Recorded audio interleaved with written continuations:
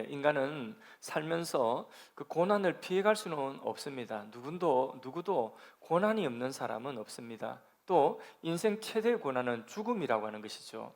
죽음이라고 하는 그 인생 최대의 고난, 죽음이 오면 슬프고 죽음이 오면 이별이 너무나 고통이 되는 것이죠. 죽음이 오면 모든 것을 다 잃어버리게 되는 고통을 가지는 것이죠. 그래서 죽음 아래에 모든 우리가 살아가는 삶 속에 또 크고 작은 마치 바닷가에 파도가 어떤 때는 작은 파도고 어떤 때는 큰 파도고 끊임없이 파도가 오듯이 끊임없이 우리의 삶에는 이 고난이라고 하는 것이 늘 닥치게 돼 있습니다. 그래서 고대로부터 이 고난의 문제를 어떻게 해볼까, 이 고난에서 어떻게 벗어날까, 아니면 또 이 고난을 어떻게 경감시킬까 하는 그런 노력들이 많았다고 했죠. 그래서 지난 시간에 고난에 대한 해석, 그럼 해석을, 고난을 피할 수 없다면 고난에 대한 해석을 어떻게 하느냐, 그런 부분을 우리 같이 이야기를 했는데, 근데 오늘은 인생이 마주하는 그 고난 앞에서 그 고통을 해결할 만한 그런 만능 열쇠 같은 것은 없을까? 고통이라고 하는 이 고통에 이게 열쇠를 탁 집어넣으면 그 고통이 탁 풀려지는 그런 만능 열쇠 같은, 고통을 해결하는 만능 열쇠 같은 것은 없을까? 자, 있을까요? 없을까요? 예, 없었다. 이게 제목이에요. 없었다. 고통에 대한 만능 열쇠는 없었다. 예. 고통에 대한 시대별로 고대로부터 많은 처방들이 있었지만은 그 고통에 대한 만능 열쇠는 없었다. 예. 그래서 이 책에는요, 고대, 또 중세, 현세에 이르기까지 고통의 문제를 해결하고자 하는 그런 인생의 수많은 시도들, 그 시도들을 요약해서 그렇게 우리에게 소개를 하고 있습니다. 이 목사님 굉장히 박식한 분이에요. 그래서 책의 그 내용들을 보면요, 뭐 정말 엄청난 분량의 그런 자료들을 다 그분이 공부해가지고 다 그렇게 해놨는데, 근데 이제 제가 이 지난 시간에 이 책을 가지고 설교하겠다 이러니까 관심이 있는 분들이 몇몇 분들이 벌써 책을 샀어요. 그래서 그 이 설교를 듣고 그리고 책을 읽으면 훨씬 더 풍부할 겁니다. 많은 것들을 이해할 수 있을 거예요. 관심 있는 분들은 책을 사서 이렇게 설교를 듣고 가이드를 삼고 그렇게 책을 한번 읽어보시면 굉장히 또 도움이 될 것 같다. 우리 그리스도인들이 그냥 맹목적으로 믿습니다 하는 게 아니라 좀 이게 책을 읽고 할 수 있는 이런 또 나이 때는 책도 읽고 그렇게 우리의 생각의 폭을 자꾸 넓혀가는 것이 굉장히 중요합니다. 저도 목사로서 성경 가지고 설교를 제가 매 새벽마다 또 일주일에 몇 번씩 설교를 하지 않습니까? 근데 제가 독서를 하지 않고 경건한 독서를 하지 않고 그냥 설교 준비를 해서 설교를 한다면, 그러면 아마 저는 이게 언어의 한계가 항상 제가 하는 말을 하게 될 거예요. 그리고 제가 가지고 있는 그 어떤 지식의 그 수준을 벗어나지 못할 겁니다. 그래서 저는 그런 목사 되기 싫고, 그래서 책을 읽고 그리고 그 안에서 또 나의 언어도 계속 개발하고, 그래서 똑같은 복음이지만 이 복음을 더 다양하고 더 풍성하게 여러분들과 함께 나누고자 합니다. 그래서 우리 또 책을 읽을 수 있는 분들은 여러분 또 이런 책들도, 경건한 책들 독서를 하는 것도 굉장히 이 생각의 폭을 확장시켜 나가고 우리의 그 하나님 묵상하는 그 묵상의 그 사색의 폭을 굉장히 깊이 있게 할 수 있는 그런 중요한 통로가 말하자면 경건한 독서입니다. 그래서 책을 읽을 수 있는 능력이 되시는 분들은 여러분 책을 좀, 성경도 많이 읽고 이런 경건한 책들을 많이 읽으면 도움이 되겠습니다. 자, 시대별로 고통에 대한 처방들이 다 있었어요. 그 처방 중에 가장 근본적으로 서양 철학의 질문이 뭐냐, 어떻게든지 이 고통에 대한 문제, 인간 존재에 대한 문제를 해결해 보고자 하는 그게 철학이거든요. 그래서 고대 로마의 제술가였던 키케로라고 하는 사람은 철학의 주요 과제는 뭐냐, 죽음, 다시 말해서 고통과 대면하는 법을 가르치는 것이다. 그게 철학의 과제다. 철학은 결국 인간이 죽는데 인간의 죽음이라고 하는 죽음, 그리고 그 고통과 대면하는 그 방법을 가리키는 것이 철학이다. 철학의 주된 목적이다. 이렇게 말을 했습니다. 인간이 죽는다는 사실은 누구도 부인할 수 없는데 그 죽음이라고 하는 것은 인간에게 너무나 큰 고통이고 너무나 큰 두려움이고 또 슬픔이죠. 그래서 철학의 목적은 그런 고통의 감정을 덜어주고 마음을 따두기는 데 있다. 그럼 그 철학은 인간의 그 죽음과 그 고통의 문제를 그러면 덜어주고 따두기고자 하는 이 고통에 대한 처방, 나름대로의 처방을 철학이라고 하는 것을 통해서 그 처방을 내렸다는 것이죠, 그렇죠? 서양 철학은. 그래서 프랑스의 현대 철학자는 이런 말을 했습니다. 철학을 하는 이유가 목숨을 부지하기 위한 발버둥이다. 살아가는 사람들이 그냥 어떻게든지 좀 고통을 경감시키고 그 고통을 좀 덜어보고자 하는 발버둥이다. 이렇게 말하기도 했습니다. 아침에 저 오늘 이제 오래간만에 운동을 안 하면 안 되겠다 싶어서 바빠도 운동을 해야 되겠다 싶어서 아침에 자유수영 운동을 하고 왔습니다. 자유수영을 하는데 시간은 한 30분, 35분 정도 해야 되는데 운동은 돼야 되겠고 그래서 쉬지 않고 수영복고 들어가서 계속해서 자유수영을 계속해서 했습니다. 그래서 한 20바퀴 넘게 쉬지 않고 하니까 가슴이 뿌듯하니 제 마음속에 뿌듯한 야 너무 장하다. 뭐 오늘 좀 잘 되네. 이런 이제 오늘 하루 운동량을 내가 충분히 했다. 마음이 뿌듯함이 있더라고요. 그래서 다 마치고 한 2분 정도 또 남았더라. 20몇 바퀴 돌았는데 그래서 잠깐 이제 나오려고 쉬고 있는데 옆에 어떤 분이 그런 이야기 하더라고요. 이렇게 아저씨 다리 다쳤어요? 오른쪽 다리를 갖다가 이렇게 해가지고 왼쪽 다리를 안 써. 오른쪽 다리는 물 첨벙이를 해가지고 온 사방에 물 천지를 만들고 다리 다쳤어요? 이렇게 이야기하더라고요. 나는 그 쉬지 않고 20바퀴를 넘게 해가지고 나는 시간 내에 목표를 달성했다 뿌듯한데 근데 옆에서 볼 때 얘 다리 다쳤어요. 이러니 할 말이 없더라고요. 물 튕겨가지고 다른 사람한테 아니 수영장에서 물 튕기면 물 맞는 거지 안 그러면 물속에 들어와 있는데 그거 가지고 뭘 그렇게 할 건 없는데 그렇게 상처를 주고 그러더라고요. 그래서 제가 할 말이 없어서 아이고 그냥 제가 물에 안 빠지려고 그냥 발버둥 친 겁니다. 이렇게 이야기했거든요. 철학자들이 그 말했어요. 철학도 인간의 고통 앞에서 또 안 죽고 덜 고통당하려고 발버둥 친 것뿐이다. 그게 철학이다. 그러니까 답이 있다는 이야기예요, 없다는 이야기예요. 그렇게 했지만 답은 없다. 서양 철학사의 유명한 스토아 학파라고 빠질 수 없는 철학 공부하면 빠질 수 없는 학파가 스토아 학파거든요. 그들은 이성을 통해서 구원을 이루려고 했는데 이 스토아 학파에서는 뭘 이야기하냐면 우주, 이 온 세상 우주 안에 뭐가 있느냐면 로고스라고 하는 로고스 어디서 많이 들어봤죠, 그렇죠? 로고스라고 하는 이 로고스를 사실 서양 철학에서 이 요한 사도가 따가지고 온 거예요. 그래서 로고스라고 하는 아주 신성하고 그리고 거룩하고 아름답고 굉장히 체계적이고 합리적이고 이성적인 그 로고스라고 하는 질서가 우주 속에 있다고 하는 거죠. 근데 인간은 이 로고스라고 하는 질서를 받아들이고 순응을 해야 된답니다. 이런 전제하에서 죽음과 고통도 무엇 안에 있는 거죠? 이 로고스 안에 있다는 거죠. 그래서 스토아 학파에서 바람직한 인간의 삶이라고 하는 것은 뭐냐면 주어진 상황을 감수하는 것, 세상에 있는 그대로 받아들이는 것. 여러분 지금 고난 중에 있는 분들은 잘 들으세요. 이 철학이 이야기하는 거예요. 주어진 사랑을 그냥 상황을 고난의 상황을 받아들이는 거예요. 이 고난이라고 하는 게 왜 오느냐? 무언가에 집착하기 때문에 고난이 온다는 거죠. 그래서 인간은 그 고난을 감성적으로 그냥 감정적으로 받아들이는 것이 아니라 그냥 슬프다 아프다 이렇게 받아들이는 것이 아니라 이성의 힘을 인간의 이성, 인간은 생각하는 존재 이성의 힘을 사용해가지고 삶에 마주치는 그 무엇에도 지나치게 애착을 갖지 않는 법을 배워야 된다. 그래 이야기하는 거죠. 그래서 죽음에 대해서도 뭐라고 이야기했냐면 죽는 순간 존재가 끝나는 것이 아니다.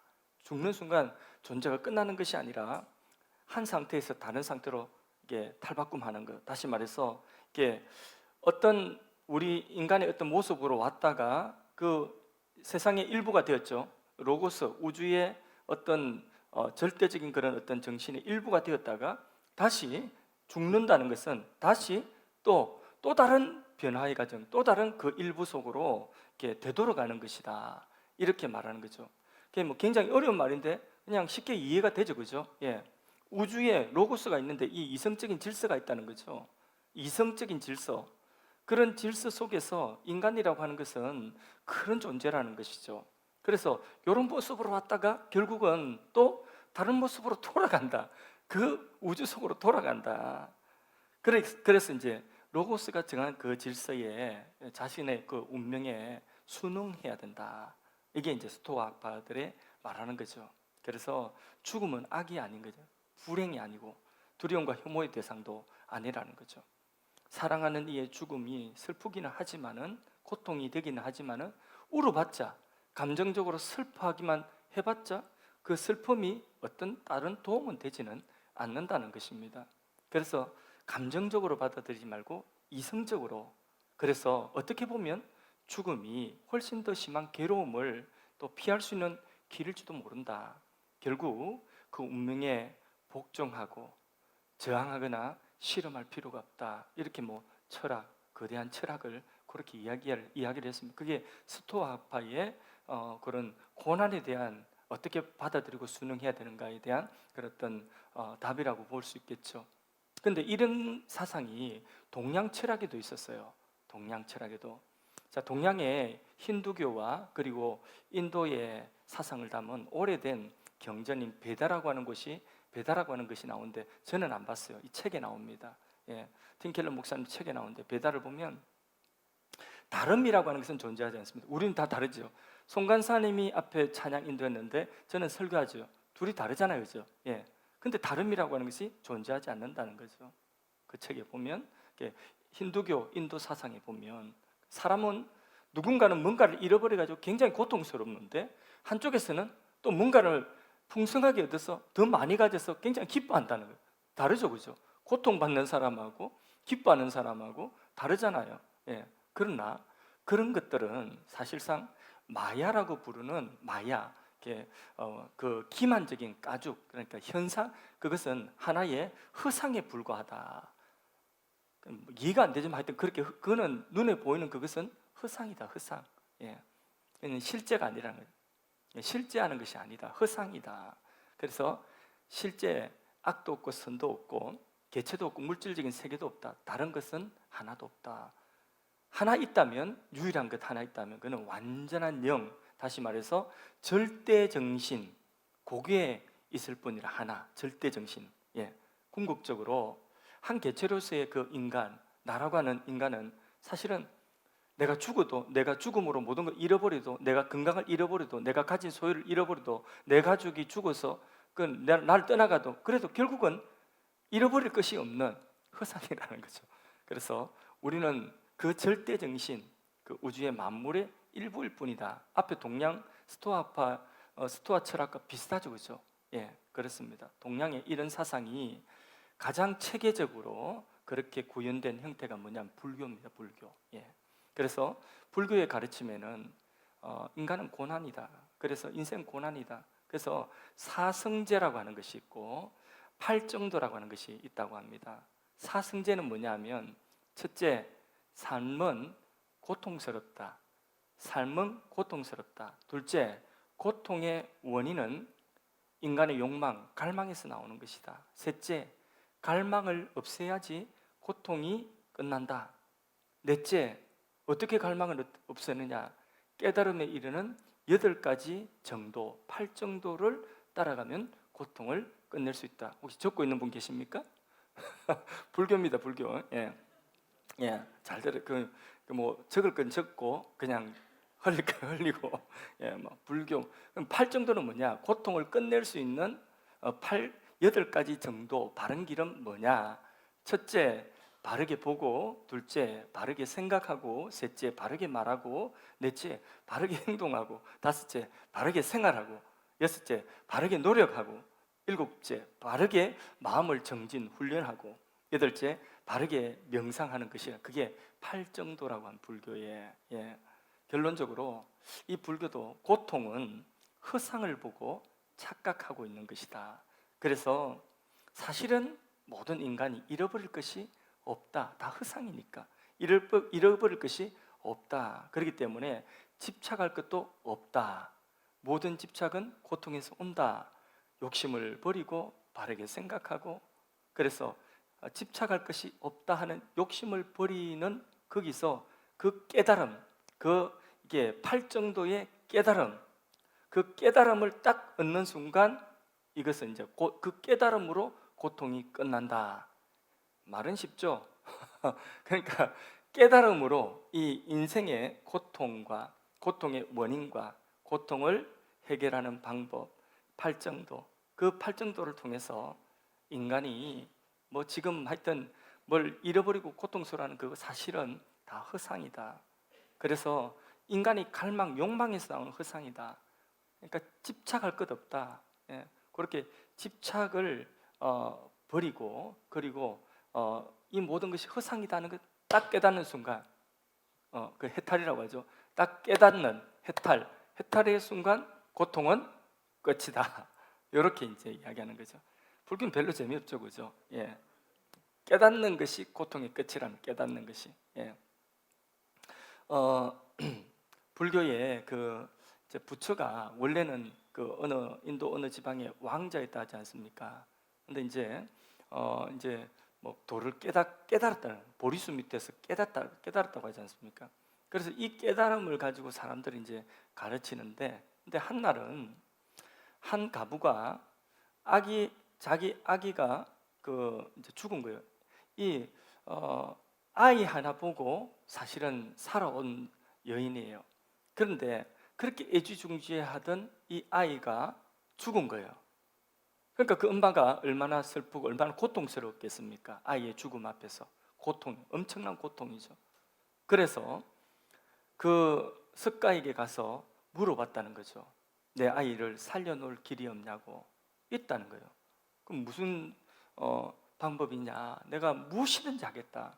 지금 내려가서 마을 곳곳마다 다니면서, 해지기 전에 집집마다 다니면서 한 번도 장사 지내, 그러니까 초상치 본 적이 없는 집에, 그 집에 들어가서 그 집에 살을 한 대박 얻어와가지고 그걸 갖다가 죽을 쏘가지고 미움을 쏘서 죽은 아이의 입에 떠넣어주면 애가 살아날 것이라고 하는 거죠. 그래서 그 엄마가 아이를 살릴 수 있는 길이 있다는 것이 너무나 기쁘고 반가워서 집집마다 다 하루 종일 돌아다니면서 이 집에 누구 죽은 사람이 없습니까? 이 집에 죽은 사람 다 집집마다 얼마 전에 누가 죽었고, 얼마 전에 누구 죽었고, 10년 전에 누가 죽었고, 다 죽은 사람 다 있는 거예요. 그러니까 장사를 안 지내본 집이 한 군데도 없어요. 그러니까 밤중에 이제 해가 질 무렵에 다시 석가모니에게 찾아온 거죠. 찾아와서 내가 지금까지 다녔지만은 한 집도 장사를 안 지내본 집이 없더라. 어떻게 하면 좋겠냐? 이러니까 생자 필멸이다. 인간이 한 번 왔다가 한 번 죽는 거 정한 이치다. 니만 당하는 슬픔이 아니고 니만 당하는 고통이 아니기 때문에 너무 슬퍼하지 말아라. 깨달음. 예, 사람은 너만 죽는 것이 아니라 모두가 죽는다. 니만 그렇게 유독 슬퍼할 필요가 없다. 깨달음. 그 깨달음이죠. 이게 무슨 고통이 해결이 됩니까? 이 깨달음이. 근데 똑같은 상황이 유대 땅 나인성에 한 가부가 아이 하나 바라보고 소망 삼고 살았습니다. 그런데 이 아이가 똑같이 죽었습니다. 상황이 똑같아요. 상여가 나옵니다. 그런데 예수님이 그 앞을 지나갔습니다. 예수님께서 그 여인을 향하여서, 그리고 그 상여를 향하여서 멈추어 서셨습니다. 그리고는 똑같은 상황에서 예수님께서는 한 번 죽는 것은 사람에게 정한 이치다, 그걸로 끝나는 것이 아니라 예수님은 뭐라고 하셨죠? 나인성 가부의 아들을 향하여서 청년아, 뭐라고요? 일어나라. 다시 청년아, 일어나라. 그러니까 죽은 청년이 벌떡 그 자리에서 살아났습니다. 예수님은 생명을 주시는 분이에요. 죽는 것으로 딴 사람 다 고통당하니까 순순히 받아들이라가 아니라 사는 길이 있다. 예수님은 생명을 주시는 분이시다. 할렐루야. 예. 그래서 고난에 대한 이 기독교 신앙은 접근 방식이 다릅니다. 고난과 죽음이 도무지 건드릴 수 없는 그런 존재, 고난과 죽음이 도무지 건드릴 수 없는 그곳에 생의 목표, 거기에 소망을 두는 것이 기독교인 것입니다. 그때에 고난의 현실, 죽음이 닥쳐와도 그 고난과 죽음을 이겨낼 수가 있는 것입니다. 할렐루야. 고난과 죽음이 건드릴 수 없는 그 존재, 그 대상은 누구입니까? 예?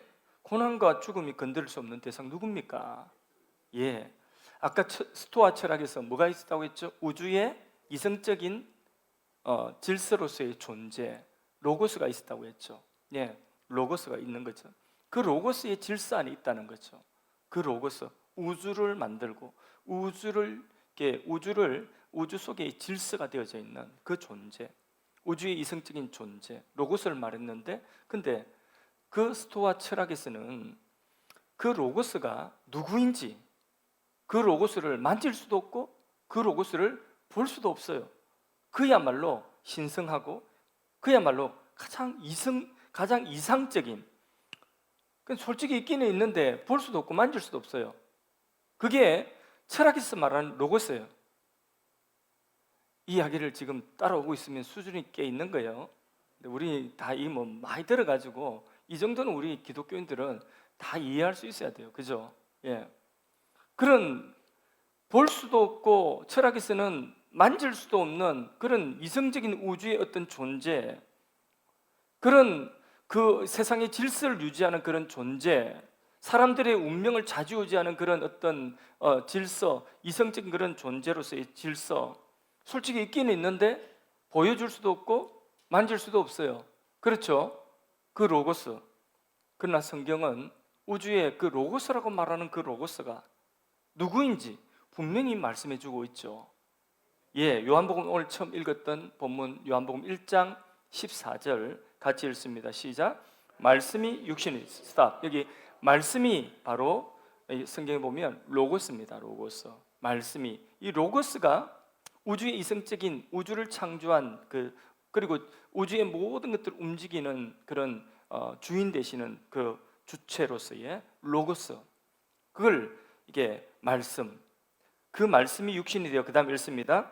우리 가운데 거하심에 우리가 그의 영광을 보니 아버지 독생자의 영광이요 은혜와 진리가 충만하더라. 아멘.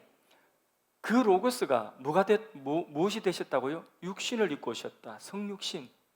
볼 수도 있고 만질 수도 있고 사람들과 함께 사시고 함께 먹고 사람들과 함께 말씀을 나누시고 울고 웃고 바로 그런 존재로 우리와 똑같은 인간의 몸으로 오셨다는 것입니다. 그런데 그분을 보니까 그분은 그냥 인간이 아니라 아버지의 독생자의 그 영광이요 은혜와 진리가, 아버지의 그 은혜와 영광과 진리가 충만한 분이라. 다시 말해서 아버지와 동일한 하나님이시라. 그 말씀, 로고스가 누구라고 말씀하고 있습니까? 그분이 바로 예수 그리스도. 망설임이 없어요. 주저함이 없어요. 그냥 분명하게 선언을 하고 있는 것입니다. 그 로고스가 바로 예수다. 세상을 창조하신 창조주다. 모든 세상의 질서를 유지하고 보존하고 계시는 주권자가 바로 예수다. 세상을 향해 선포하고 있는 것입니다. 그 예수가 사람의 몸을 입고 오셔서 죄와 사망과 저주의 고통에서 이 세상을 구원하신다. 죽음과 그 고통에서 구원할 세상의 그리스도, 예수가 바로 그리스도라는 것입니다.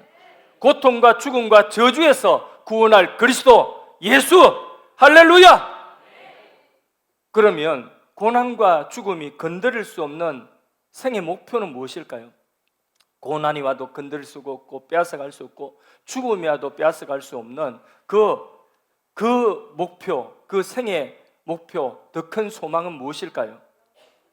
무엇일까요? 그게 바로 뭐냐면 영생, 또 다른 말로 부활신앙인 것입니다. 부활신앙. 고대 기독교 문헌들을 보면 기독교인들이 고난을 이겨낸 사건들이 기록되어져 있는데, 이 기록들을 보면 기독교인들이 다른 이방인들과 비교할 수 없을 만큼 고난을 잘 대처하고 이겨냅니다.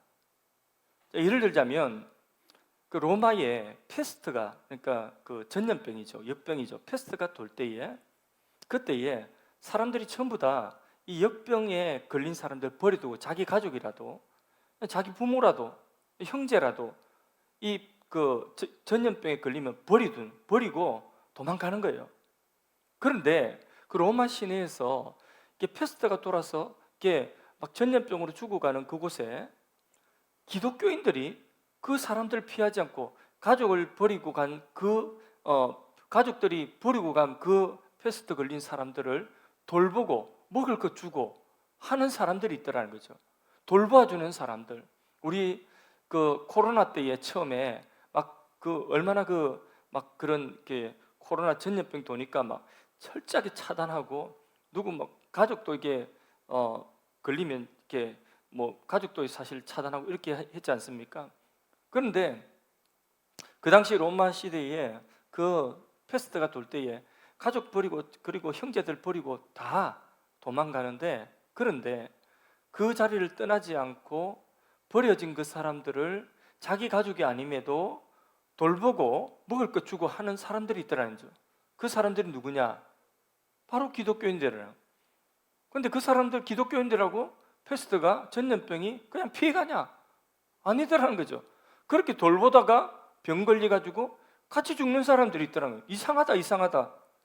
그 고난을 다른 사람 피해가는데, 이방인들은 피해가는데, 근데 고난에 직면하고 고난당한 사람 도와주고, 심지어는 같이 고난당하고 죽는 사람이 있더라는 거죠. 그 사람들이 기독교인들이다. 어떻게 이렇게 고난에 직면할 수 있을까? 어떻게 이렇게 고난에 담대하게 맞설 수 있을까? 그 힘은 어디서 나오는 것일까? 어디서 나오는 거죠? 부활신앙. 이그나티우스라고 하는 교부, 로마인들에게 하는 문헌을 썼습니다. 폴리캅이라고 하는 교부, 빌립보 사람들에게 보내는 편지라고 하는 그런 초대 기독교 문서들이 남아있는 것이 뭐냐 하면, 기독교인들이 로마의 박해 속에서 고문을 많이 당하고 엄청난 박해를 받았거든요. 그러면서 죽음에 내몰렸습니다.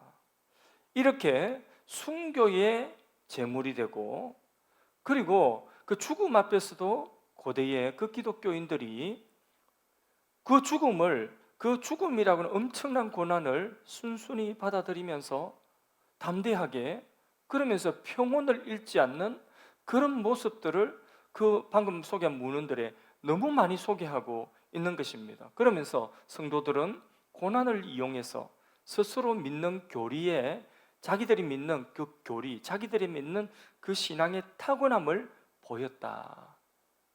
무슨 말인지 아시겠죠? 예. 골로새서 1장 24절, 오늘 처음 읽었던 본문, 두 번째 본문입니다. 같이 한번 읽어보겠습니다. 시작. 나는 이제 너희를 위하여 받는 괴로움을 기뻐하고 그리스도의 남은 고난을 그의 몸된 교회를 위하여서 내 육체에 채우노라. 고난을 자신의 육체에, 주님 몸된 교회를 위하여서, 복음을 위하여서 그렇게 그 고난을 마다하지 않고 자기의 육체에 채울 수 있는 이런 힘이 도대체 어디서 나온다는 말입니까? 어디서 나오죠? 부활신앙. 예, 이러한 사실들을 볼 때에 기독교 신앙은 동서양의 어떤 철학보다도 고난을 이겨내고, 그리고 그 고난 너머에 있는 것들을 향하는 사실 더 탁월한 철학이라고 한다면, 이 세상 어떤 철학보다도 더 탁월한 철학이요, 생명인 것입니다. 그 힘이 어디서 나온다고요? 부활신앙. 동서양에 고난에 대한 처방이 많았지만은, 종교, 철학 많았지만은 이런 것들은 만능 열쇠가 못 되었습니다. 그런데 기독교인들은 이 고난에 대하여서 분명한, 고난과 죽음이 와도 건들 수 없는 신뢰의 대상, 고난과 죽음이 와도 변함이 없는 신뢰의 대상, 고난과 죽음이 와도 누구도 빼앗아갈 수 없는 우리 생의 최종 목적, 목표, 그게 분명하더라는 거죠. 그게 부활신앙이라는 것입니다. 할렐루야. 철학과 기독교 신앙에 차이점이 많지만은, 그러나 고통과 슬픔에 대한 괴로움을 억누르고 눈물을 엄하게 기독교 신앙은 제한하지 않습니다. 그거 자연스러운 것으로 봅니다. 가족이 누군가가 어려움을 당하고 가족을 잃어버리면 눈물을 흘려야 되는 거죠. 가족이 아니라도 우리 지체들 가운데 또 우리 지체의 가족들이 예를 들어서 세상을 먼저 떠났다면 우리는 그런 아픔 앞에서 함께 아파하고 눈물을 흘려야 되는 거죠. 근데 마냥 눈물을 흘리는 것으로 끝나는 것은 아니라고 하는 것입니다. 데살로니가 4장 13절 말씀을 같이 읽어보겠습니다. 읽습니다. 형제들아, 자는 자들에 관하여는 너희가 알지 못함을 우리가 원하지 아니하노니 이는 소망 없는 다른 이와 같이 슬퍼하지 않게 하려 함이라. 예, 계속 소망 없는 사람처럼 슬픔하는 우리에게는 더 큰 소망이 있다. 그 소망이 뭐죠? 부활 소망. 할렐루야. 기독교 신앙의 가장 중요한 힘, 고난을 이겨낼 수 있고 심지어는 죽음조차도 이겨낼 수 있는 가장 중요한 교리는 뭐라고요? 부활신앙, 부활신앙. 할렐루야. 예수님 재림하실 때에 이 땅의 모든 사람들 원소로 돌아갔던 그 육신이 영원히 변하지 않은, 영원히 아프지 아니한 예수님의 부활체와 같은, 성체와 같은 그런 부활체로 부활하게 됩니다. 믿는 자의 부활은 생명의 부활이요, 영원한 천국의 영생을 누릴 수 있는 부활. 이 부활이라고 하는 것이 우리 기독교 신앙의 최종 목적지인 것입니다. 할렐루야. 이 분명한 소망이 우리에게는 있다고 하는 것입니다. 뿐만 아니라 우리의 이 몸도 부활할 것이기 때문에 이 몸도 귀한 것이고 우리가 딛고 있는 이 땅, 하나님이 창조하신 이 창조 세계도 하나님께서 새 하늘 새 땅으로 새롭게 바꾸실 것이라고 말씀하셨어요. 그렇기 때문에 우리가 딛고 있는 이 하나님 창조 세계도 허상이 아니라, 그거 아무 쓸모없는 것이야, 허상이 아니라 이 창조 세계도 우리가 잘 경작하고 이 안에서 주시는 하나님의 풍성한 기쁨과 즐거움을 우리는 누릴 수 있는 거죠. 그래서 이 땅에 살아가면서 그 부활의 소망, 그리고 새하늘 새 땅의 소망을 우리가 품고 이 세상, 내 몸도 부활할 것이고 내가 딛고 있는 이 세상도, 하늘과 땅도 이것도 구속을 입고 새롭게 변화될 것이기 때문에 이 모든 것들이 하나님 주신 축복인 것입니다.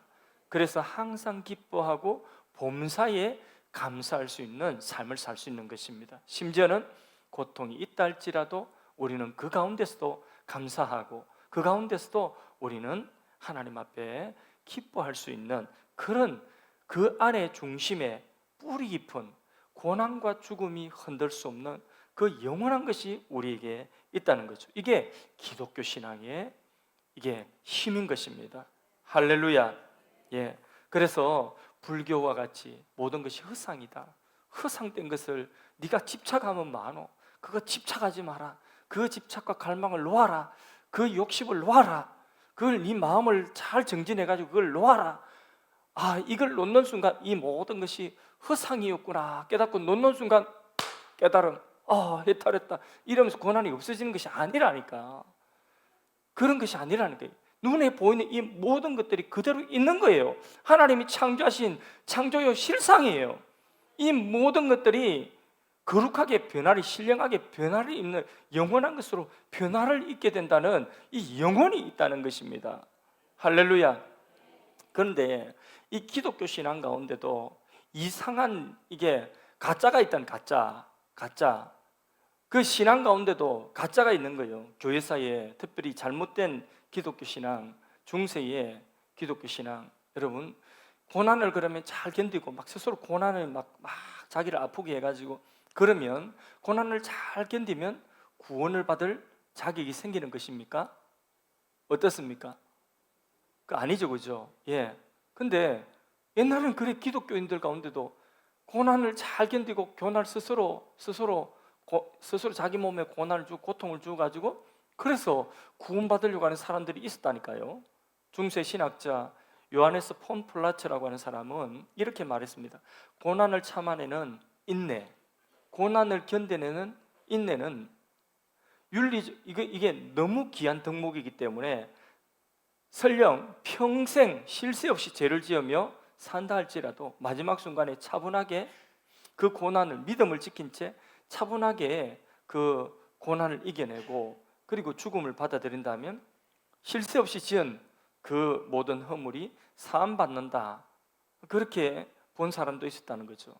또 고난 받아서 내가 열심히 그 고난을 내 몸에 막 이렇게 금욕하고 이렇게 쳐서 내 막 금욕주의 막 이렇게 해가지고 내 몸에 고통을 주면 그럼 내가 구원을 받는 길이 있을까 하는, 그게 중세의 신학이었다는 거죠. 예, 그게 바른 것입니까? 잘못된 것입니까? 그렇게 한다고 해서 그게 해결되는 게 아니에요. 종교개혁자 마르틴 루터는 성경을 보았죠. 성경 속에서 구원의 길이 무엇인지, 구원은 고난을 견뎌내는 인내나 이런 인간의 어떤 행위나 덕목, 어떤 선행, 어떤 고행 이런 것으로 구원 오는 것이 아니라 믿음에서 온다고 성경을 보고 깨달은 것이죠.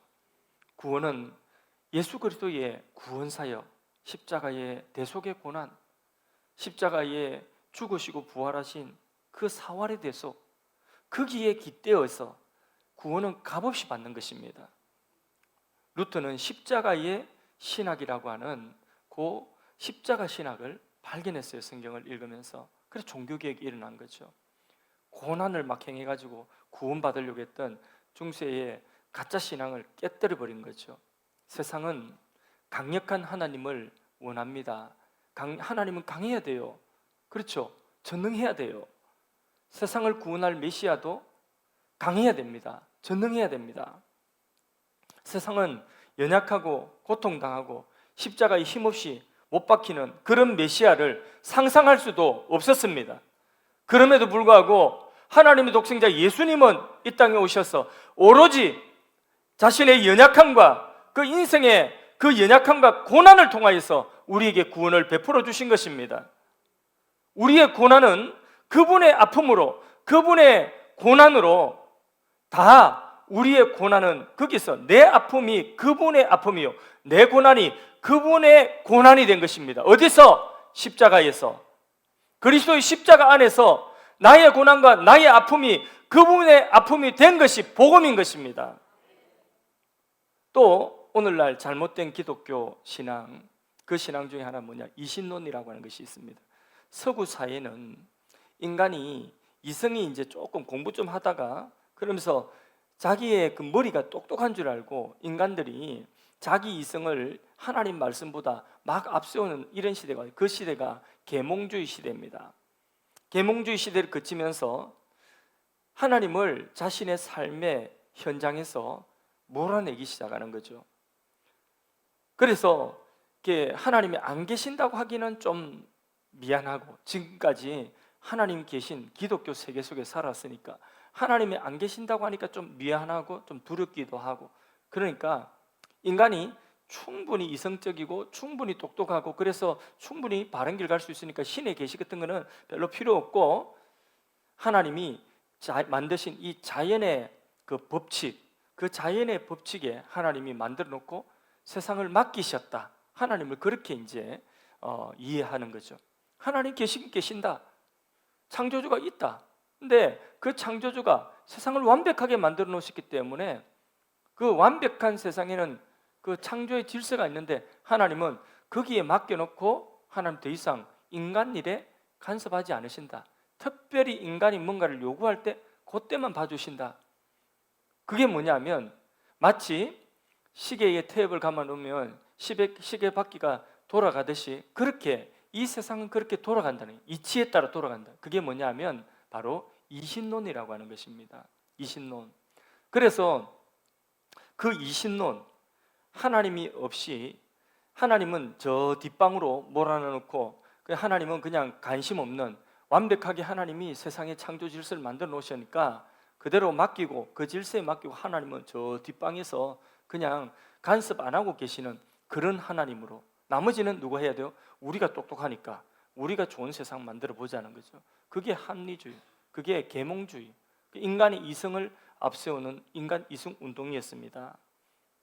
그런데 하나님을 그렇게 뒤로 몰아넣는, 이렇게 하나님을 안 계신 건 아닌데 계시긴 한데 그렇게 하나님을 그렇게 뒷방 늙은이처럼 그렇게 다 인간이 우리 힘으로 할 수 있다고, 하나님 저기 계세요, 가만히 계세요. 우리가 필요할 때는 부를게요. 이게 이신론이거든요. 근데 그렇게 사람들이 인간 이성을 자랑하다가 1775년 리스본이라고 하는 곳에 대지진이 일어났다는 거죠. 이거는 뭐 인간이 이렇게 잘못해가지고 일어난 재난이 아니잖아요. 대지진이 일어났는데 그 리스본의 대지진으로 수많은 사람들이 죽었거든요. 그 중에는 어린 아이도 막 죽고, 그 중에 힘없는 사람도 죽고, 막 불쌍한 사람, 너무 착한 사람도 죽고, 이게 다 불이고 이게 다 고통이지 않습니까? 이런 고통, 자연에서 비롯된 이런 고통, 이런 악이 이제는 왜 왔냐 이렇게 하니까 그때부터 인간의 생각이 하나님을 저 뒤로 제껴놨는데, 근데 이제는 하나님을, 이런 하나님 같으면, 이렇게 인간이 뭐 잘못된 것도 없는데 재난을 주는 하나님 같으면, 이런 신 같으면 없는 게 낫다. 그래서 이제는 이신론으로 제껴놨던 그 하나님조차도 이제는 세상에 이런 불의가 있는데 눈 감고 계시는 신이 어딨냐 이러면서 하나님이 없다 하고 그렇게 이야기하기 시작. 그게 서구 사회에 세속합니다. 그래서 서구 사회가, 기독교 국가들이었던 서구 사회가 다 그렇게 하나님을 뒤로 몰아놨다가 나중에는 하나님 없다, 세상에 이런 불이, 저 고아들이 저렇게 죽어가고 있는데, 아프리카에 저 불쌍한 사람, 저 어린아이들이 태어나자마자 에이즈에 걸려가 죽어가고 있는데, 한쪽에서는 뭐 먹을 게 많아가지고 음식물 쓰레기 버리고 난리인데, 근데 한쪽에서는 저렇게 죽은, 하나님이 계시다면 이럴 수 있냐? 하나님이 안 계신다, 신은 안 계신다. 이게 오늘 시대의 사람들이 하나님 안 계신다고 하는 그런 중요한 이야기 아닙니까, 여러분? 하나님이 계신다면 세상에 왜 이런 악과, 왜 이런 부조리가, 왜 이런 고통이 있나? 들어봤어요, 안 들어봤어요? 그런 이야기 들어봤죠? 그러면 인간이 그래 똑똑하다면 전쟁은 왜 일어나고, 인간이 그래 똑똑하다면 왜 고통의 문제를 인간이 해결하지 못합니까? 그러면 서구의 세속화된 신앙은요, 고난과 마주한 데 있어서 최악이었어, 최악. 더 이상 답이 없는 거예요. 하나님 없다 하니까. 자꾸 세속화된 서구의 사회, 유럽, 선진 국가들, 그게 다 좋은 거 아니에요. 그거 선진국들이 먼저 한 거라고 다 좋다고 다 가지고 올라가면 안 됩니다. 성차별, 동성애, 이런 것들 가지고 올라가면 안 됩니다. 그 다 서구에서 그 망한 거예요. 그 잘못한 거예요. 그런 거 가져오면 안 됩니다. 신학도 지금 솔직히 말해서 서구의 신학 그렇게 배울 것이 많이 없습니다. 예. 어떤 분들은 그래요. 이야기할 때에 한국 교회만 새벽기도가 있고, 어디 다 세계 다녀봐라. 유럽 다 가봤는데, 독일 가보고 다 가봤는데 새벽기도 없더라. 한국 교회만 새벽기도. 새벽기도 하는 사람 유별나다. 굳이 그럴 필요 없다. 그렇게 이야기하죠. 주일 성수, 주일 성수, 모든 날이 다 주의 날인데 주일 성수 할 필요가 뭐 있냐 이야기하고, 어디 저거 가봐라, 유럽 교회 가봐라, 11조 아닌 데가 어딨나, 그 헌금 드릴 필요가 뭐 있나, 그렇게 이야기합니다. 똑똑한 것 같습니까? 그거 좋은 것 같습니까? 아이고, 여러분, 지금 전 세계적으로 교회가 어디가 살아있는 줄 아십니까? 전 세계적으로 교회가 살아있는 곳은요, 유럽은 거의 전멸이에요. 유럽은 이미 방금 말씀드린 이런 이신론, 하나님 있기는 있는데 이런 하나님이 이신론, 하나님도 인간의 이성을 앞세운 이런 사상이 교회 안에 들어와 가지고요, 교회 다 죽었어요. 거의 다가. 미국 절반 이상. 근데 미국에는 그래도 경건한 그런 교회들이 아직도 그래도 꽤 일부 있습니다. 그러니까 지금 남아있는 거는요, 미국 교회 일부, 한국 교회가 오히려 살아있어요. 금요일 기도회 어디 유럽 교회 가가지고 금요일 기도회 이렇게 많이 모이는데 없어요. 근데 우리도 점점 이제 약해지려고 하죠, 그죠? 우리나라도. 아니에요. 우리 지금 이 정도 모이는 이게 앞으로 더 뜨거워지, 더 부흥돼야 돼요. 저는 지금 누가 신학하러 미국 간다고 이러면 네 교수 될 거가, 교수 될 거 아니면 가지 마라. 저는 거기 가면 굳이 네가 미국에서 목회할 것 아니고 교수 될 것 아니, 신학 교수 될 거 아니면, 학위 받을 거 아니면 굳이 가지 마라. 시간 낭비다. 오히려 개척을 하든지, 오히려 교회 가장 밑바닥에서부터 청소하는 것부터 시작해가지고 거기서부터 배워라. 교회가 뭔지 배우고 사람들을 영혼을 다루고 한 영혼이 얼마나 소중한 그거 배워라. 저는 그렇게 추천하고 싶어요. 솔직히 한국의 신학이 오히려 훨씬 더 보수적이고 한국의 신학이 오히려 훨씬 더 낫습니다. 지금 그렇게 저는 자신합니다. 굳이 뭐 책 보고 책은 거기에 있는 책들 가가지고 보면 돼요. 영어 되면 원서 가지고 보면 돼요. 요즘에 또 강의를 들으려면 또 다 들을 수 있어요. 그러니까 굳이 미국 가가지고 시간 보내고 그렇게 할 필요, 돈 쓰고 그래 할 필요가 없답니다. 한국은요, 한국 교회와 신학이 지금 같이 붙어 있어요. 이런 데가 전 세계에 한국밖에 없어요. 미국 일부하고.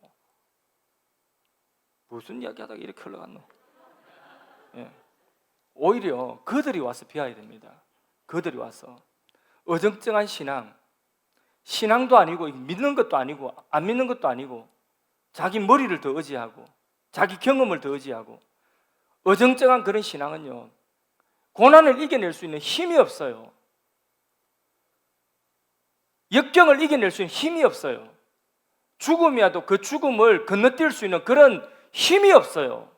한마디로 구원이나 부활을 확고하게 믿지 않으면, 하나님 말씀하신 대로의 이 구원과 이 부활 신앙을 확고하게 믿지 않으면, 그런 세속적인 신앙, 그런 자유주의 신앙, 그런 신앙은 고통의 그 소용돌이 속에서 무신론보다, 철학보다도 훨씬 더 고통을 감내할 수 있는 그런 능력이 훨씬 더 적습니다. 답이 없어요. 믿는 것도 아니고 안 믿는 것도 아니고 차라리 철학을 하든지 차라리 불교에 가가지고 머리 깎고 다 비우든지, 그 답은 아니지만은, 근데 그것들조차도 그것보다도 못하다는 거예요. 대충 믿는 거, 어정쩡하게 믿는 거. 제일 불쌍한 사람이 뭐냐면, 신앙생활하면서 기쁨 하나도 없고 은혜 하나도 없고 제일 불쌍한 사람, 교회는 나오긴 나와야 되고 어쩌다가 뭐 교회 나오는 연차가 돼가지고 집사도 되고 뭐 직분 받아가지고 안 나오기는 그렇고 막 나올 때는 너무 힘들고 막 오면 막 하나도 재미도 없고 막, 이 제일 바보예요. 제일 바보. 고난이라도 하나 이기지도 못하고 막 속으로는 막 그러면서 막 겉으로는 또 그래도 막 집사인데 그래 내가 이러면서 막 그냥 척이나 하고, 그게 제일 불쌍한 거예요. 예배 드리고 기쁨도 없고 예배 드리고 힘도 없고 어떤 세상에 어떤 고난 하나 역경 하나 이겨낼 수 있는 그런 능력도 하나도 없고 자기 안에 그런 내공이 하나도 없어요. 그 왜 그래요? 자기 안에 진짜 알맹이 신앙이 없다니까요. 구원이 뭔지, 그 구원의 기쁨이 뭔지, 구원의 가치가 어떤 가치인지, 그리고 영생이 뭔지, 부활이 뭔지, 고난과 죽음 너머에 있는 영원한 그 하나님이 어떤 분인지 경험을 해봤어야지 뭐. 그분한테 맡기보고 그분이 어떻게 자신의 삶을 맡아주는지 경험을 해봤어야지. 그러니까 자기 머리 믿고 살아가는, 여전히 우리가 이신론을 믿는 것은 아니지만은, 우리가 그런 세속적인 그런 신앙에 빠져 있는 것은 아니랄지라도 우리의 신앙이 어정쩡한, 믿는 것도 아니고 안 믿는 것도 아닌 이 신앙으로는 어떤 역경도 맞서서 이길 수가 없습니다. 역경을 하나만, 큰 파도 하나 맞으면 정신을 못 차려가지고 해롱해롱하면서, 그러면서 꼼짝도 못해가지고 손발 다 묶여가지고 아무것도 못하고 기쁨도 하나도 없고 은혜도 하나도 없고, 하나님 계시냐, 막 하나님이 안 계시냐, 이런 이야기를 하고 자기 신앙이 근본부터 흔들리는 겁니다.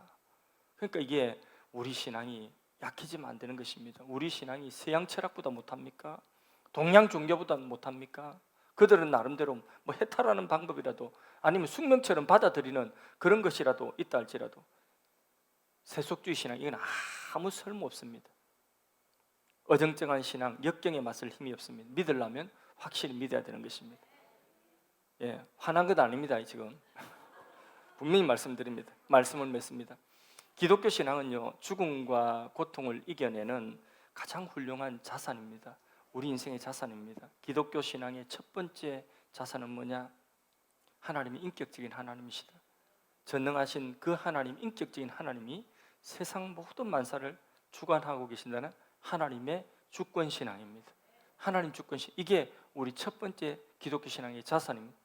두 번째 기독교 신앙의 자산은 뭐냐면 성자 하나님이 친히 세상에 오셔서 우리 위하여서 우리 고난을 십자가 밑으로 다 가져가셨다.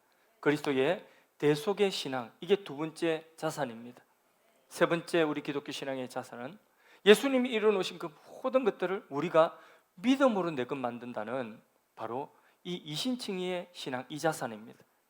마지막 네 번째 자산은 믿는 자들마다 죽음으로 끝나는 것이 아니라 심판을 면하고 사망에서 생명으로 옮기고 이 우리의 죽은 몸이 생명의 부활로 영원한 신령한 부활의 그 몸으로 다시 산다는 부활 신앙인 것입니다.